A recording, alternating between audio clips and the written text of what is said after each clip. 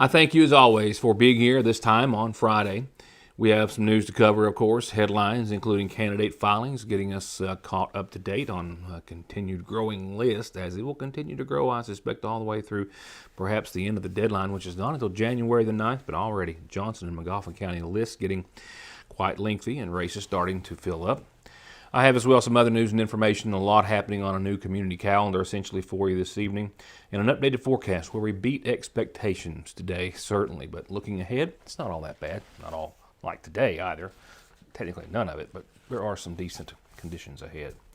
I do, however, first want to stop and take pause. I had a few phone calls tonight, or over the course of today, asking me to relay the following message and inspiration and hope for my viewing audience, and we are certainly glad to do so. But some members of the Lakefront Church of God, the community from that area, as well as friends and or family of the Magoffin County high schooler who is still in very serious condition after a Wednesday auto accident. They're all asking for prayers, and they're actually asking for them on a continued basis at 6 o'clock in the evenings for anyone and everyone who can to take a moment and become unified and work together in the name of Jesus for her healing, asking them to just take a few moments and put her in your thoughts and prayers, hoping for healing and recovery for this local young lady.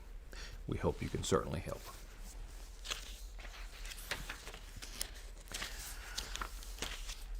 It is the time of the year again, crunch time. Crunch time referring to, well, one of the biggest blood-raising events, well, if not the biggest, in the state of Kentucky and Tennessee. It's the annual Big Blue Crush Blood Drive. It's actually nearly the 40th. It's the 38th year that Kentucky and Tennessee have gone head-to-head to raise effort and motivation to donate blood. Kentucky, historically, well, we're up 22-14. There was a tie one year. We've actually won the last 3 years in a row, and the Commonwealth wants to extend that victory, not just for the win, but for the big win and the big picture. So Monday through Friday of next week, you can donate blood at any of the, I think there is 8 Kentucky blood centers across Kentucky, any mobile blood center donation sites which are set up. I'll get you a list and see if there's anything happening anywhere closer to us than, of course, the regional offices. So that is Monday through Thursday. Maybe plan on rolling up your sleeve and donating blood and helping support the Big Blue Nation and all those in crisis or need during a time of emergency or illness. With that said, just a brief message or two. When I come back, we're going to go straight to candidate filings for Magoffin and Johnson counties. After a loved one's death, the holidays can be a painful reminder of all that's been lost. While others are celebrating the season, you're likely filled with painful questions. Should I hang my loved one's stocking? Can I just say no to social gatherings? How can I make the holidays special for my kids when I'm hurting so badly? At GriefShare Surviving the Holidays, you'll find answers to these questions and helpful strategies for navigating the complexities of this season. And you'll find hope in the process. Register now to find support, relief, and encouragement for this season. Everyone join us on November 15th at Magoffin County Health Department at 11:30 a.m. as we work together in our grief journey to face the upcoming holidays. You're not alone. Welcome to the best sales, the best service, and the best selection in the viewing area and Eastern Kentucky. It's Conley Tire in Staffordsville, where they have big specials on big name brands every month. And as always, brake jobs, oil changes, computer diagnostics, and 6 months no interest. Conley Tire in Staffordsville and conleytire.net.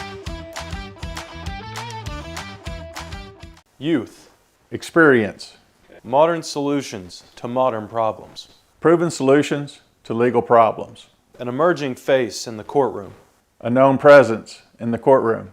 Together, we are multifaceted. Together, we will do right by you. If you are having any legal issues at all, just relax and call Max. If a car wreck is causing you pain, just pick up the phone and call Donald Wayne.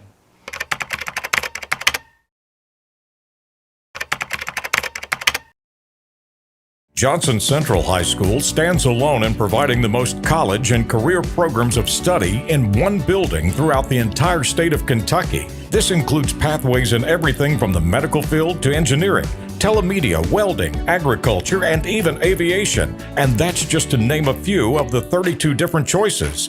Work has also been started on a brand new state-of-the-art high school. So now is the time for your child to experience the power of opportunities in Johnson County School. As cold and flu season approaches, there's another respiratory illness you should watch for: pneumonia. Like the flu, pneumonia can cause serious health risks and be life-threatening. If you have any questions about how to keep yourself and your loved ones safe and healthy, need over-the-counter relief for any symptoms, or want to keep your immune system at its best, stop by Parkway Pharmacy in Salyersville. SMB is proud to stand with you with what might be your very first and definitely last checking, savings, retirement, even Christmas Club account, along with consumer, auto, mortgage, business loans that you can easily manage from anywhere in the world with safe, secure mobile and online banking that comes from over 120 years of commitment to your financial life and well-being, today, tomorrow, and forever. Salyersville National. I have what I believe are updated lists as of 4 o'clock this afternoon from both the Magoffin County and the Johnson County Court Clerk's offices. If there are names which were submitted for any races that happened after I received those lists, I'll gladly get those next week. Right now, my intentions are to update the list each and every Friday between now and August the 9th, which is the filing deadline. Or if there's just a large number of names that kind of make their way onto the respective lists early in the week or what have you. But at least once a week, we'll stick with that. And tonight we'll begin with an updated Magoffin County filing list. Remember, all partisan races have until January the 9th, so we still have a lot of time left for what I expect will be a lot more candidates to file. But so far today, Democrat Matt Wireman has filed for re-election. Republican now and former Democrat Charles Doc Harden are two candidates for Judge Executive. Magoffin County Court Clerk Renee Shepard on the Democratic ticket. For the Republican primary, so far we have Justin Williams and Isaac Minix. Going on to Magoffin County Attorney, we have one name, and we have our current county attorney, Travis Joseph, who has filed for re-election. For Magoffin County Sheriff William Bill Meade, our incumbent, and it's actually so far a Republican race. Republican Rodney Patrick is a challenger, as is Republican Jonathan Pippi Holbrook. Moving on to the race for Magoffin County PVA, not a race as of yet. Still only one candidate, still very early, that being our current Property Valuation Administrator, Rebecca Allen, on the Republican ticket. For Magoffin County Jailer, so far we have incumbent Brian Montgomery and a Republican candidate, that being Robbie Russell, the two which have filed to run for Jailer of Magoffin County. Turning to the race of coroner for Magoffin County, incumbent Mark Jenkins on the Democratic ballot, while two Republican candidates have filed, Timmy Salyer and Johnny Lovely, for the office of coroner of Magoffin County. Moving on, Magoffin County Magistrate races will begin in District 1, and we have one candidate thus far, and that is current and Republican Magistrate Darrell Ray Howard. Magoffin Magistrate District 2, two candidates thus far, Democrat Christopher Duty LeMaster and Republican and incumbent Eddie Jenkins. Magoffin Magistrate District 3, Joe Bailey on the Democratic ticket has filed, Franklin Ray Bailey on the Republican ballot, and Jeremy Hanshew on the Republican ballot as well. For Magoffin County Constable, District 1, current District 1 Constable, Republican James E. Rudd has been the only one to file. Constable District 2 in Magoffin County, Jeff Perkins, Democrat, and Republican and incumbent Wade Collinsworth have both filed for the position. And for the Constable's race in District 3, Democrat Richard Rex Love has filed, as well as Democrat Mitchell Bailey and Republican Gabriel Gabe Brown. Now let's switch over to Johnson County candidate filings, beginning with the race for Judge Executive in Johnson County. Current Judge Executive Mark McKenzie and former Sheriff Doug Saylor, both Republicans, have both filed for the county's highest position so far. For the office of Johnson County Court Clerk, Republican Sally Conley Holbrook has filed for re-election, as has Republican Michael Endicott for County Attorney. The Johnson County Sheriff's race has three candidates thus far. Current Sheriff Philip Scott Hazlett, challengers right now as well on the Republican ballot, Jeff Castle and Tom White for Johnson County Sheriff. For the race of Johnson County PVA, Republican Michael Dip Stafford, the only candidate thus far. As candidate, Republican Steve Rose is the only candidate for Johnson County Jailer thus far. In the Johnson County Coroner's race, Republican William Billy Taylor and Republican Jeremy Hyden. For Johnson County Circuit Clerk, Republican Hillary Chafin. For Johnson County Commissioners, we'll begin in the 1st District, and we have 2 candidates thus far, Jessica Click and Larry Frisbee. Commissioner District 2, 2 candidates thus far, Mikey Gerald and Nancy McKenzie Cantrell. Again, this is for Commissioner in the 2nd District of Johnson County. Taking us into the Johnson County Commissioners race for District 3, Brian S. Childers, Keith Patrick, and Noel Crum are your 3 candidates, all Republicans thus far. One name in the race for Johnson County Constable District 1, Tim J. Branham. And as well, one name on the list of candidates for Constable in the 2nd District, Republican Ricky Joe Keaton.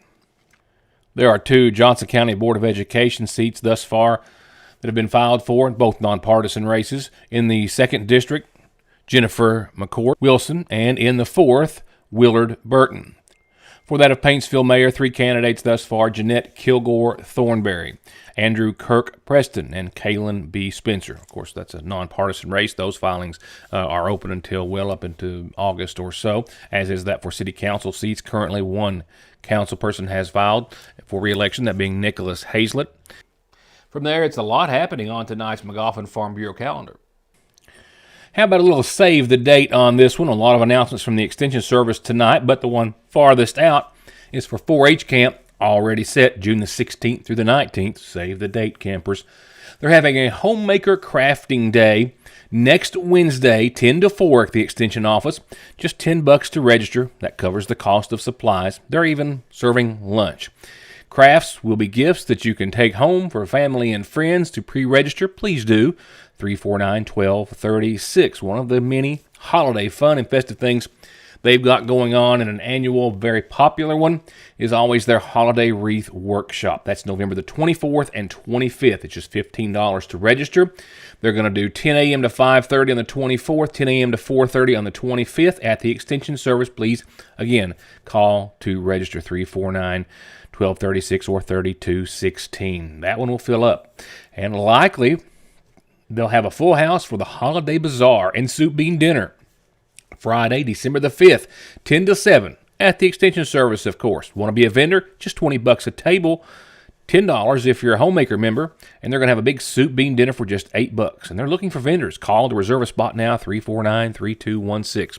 Rumpke's putting out their Thanksgiving schedule out and ahead of the holiday. As far as garbage collection, Rumpke will be running their normal service Thanksgiving Day as far as collection is concerned. The transfer station will be closed Thanksgiving Day, open Friday after 8 until noon, and then closed Saturday after Thanksgiving. Community calendar is always open for birthdays and anniversaries, too. Send them to me. From there, we'll go on to funeral service announcements. I have the following for this evening. The first is in honor of Pauline Reisner Patrick, 87, of Sagersville, who passed away Wednesday at Sagersville Healthcare. The daughter of the late Joe and Beulah Hilton Reisner. She's survived by her sons, Larry, Lewis, and Louis Patrick, her sister, Flossie Patrick, 6 grandchildren, 5 great-grandchildren, 1 great-granddaughter on the way, and 2 great-great-grandkids. In addition to her parents, Pauline is preceded in death by her husband, Roy, as well as 3 sons, 2 daughters-in-law, a brother, and 2 sisters. Services in her honor will start this Sunday at 11 that morning from the Magoffin County Funeral Home. Visitation will be Saturday evening from 6 until 9. And arrangements are said to be incomplete at this hour, but to be announced soon through the Magoffin County Funeral Home for 68-year-old Mary Sparks of Sagersville, who passed away yesterday at Hazard ARH. There are several risk factors that may put a patient at risk for heart disease. Especially people who have diabetes or hypertension or high cholesterol and have a family history of heart disease. Neglecting to see a cardiologist can put you in trouble. You may develop problems that may not be reversible. We see many people who do not have an actual diagnosis of a heart problem, but may be at risk of heart disease, and we do whatever we can to help mitigate that risk to help prevent disease in the future. ARH, more for Appalachia.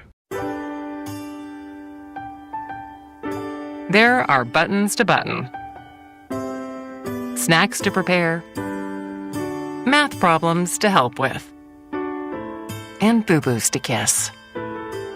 If you have people who need you, you need life insurance. Talk to a Kentucky Farm Bureau agent about a policy that protects the ones you love. Kentucky Farm Bureau Insurance. Big on commitment.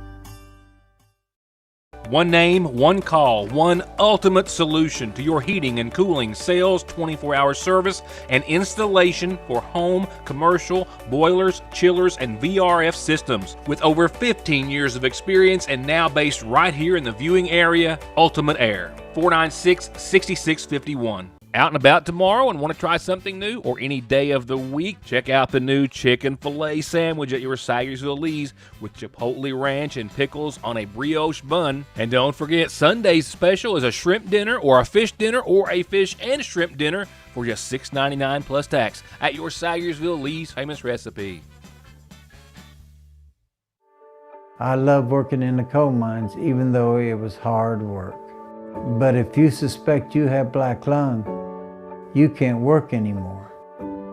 You'll find out that filing for benefits is hard too. I had friends who give up after years of trying. If it hadn't been for Big Sandy Healthcare, I wouldn't even try myself. If you think you have black lung, call Big Sandy Healthcare and get the help you deserve.